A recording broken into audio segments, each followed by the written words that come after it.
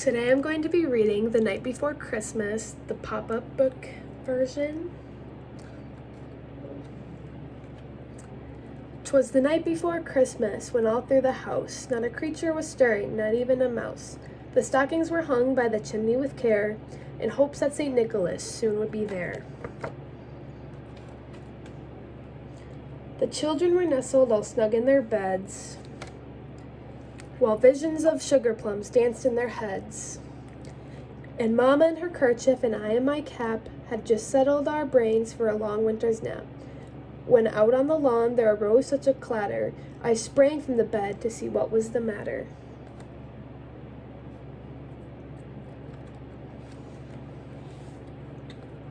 Away to the window I flew like a flash, tore open the shutters and threw up the sash. The moon on the breast of the new-fallen snow gave the luster of midday to objects below. When what to my wondering eyes should appear but a miniature sleigh and 8 tiny reindeer. With a little old driver, so lively and quick, I knew in the moment it must be Saint Nick.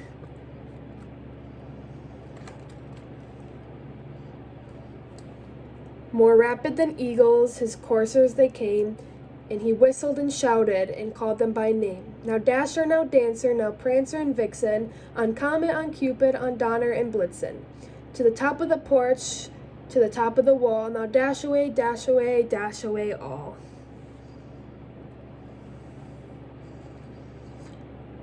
As dry leaves that before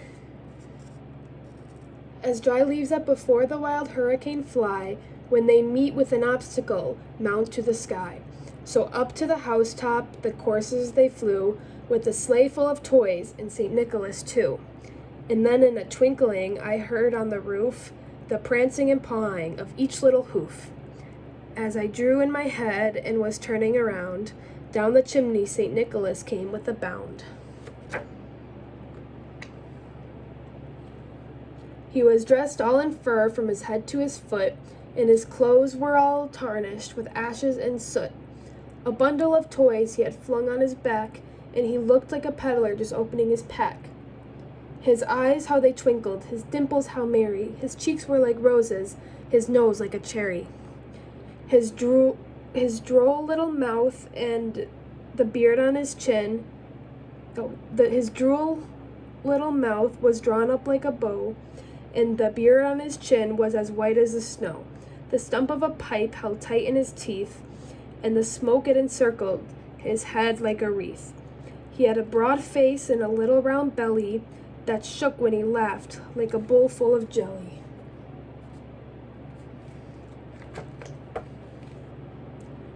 He was chubby and plump, a right jolly old elf, and I laughed when I saw him in spite of myself.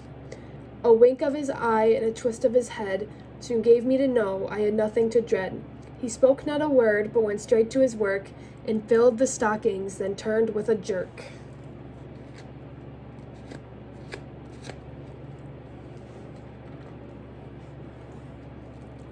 And laying his finger aside of his nose, and giving a nod, up the chimney he rose. He sprang to his sleigh, his team gave a whistle, and away they all flew, like the down of a thistle. But I heard him exclaim as he drove out of sight,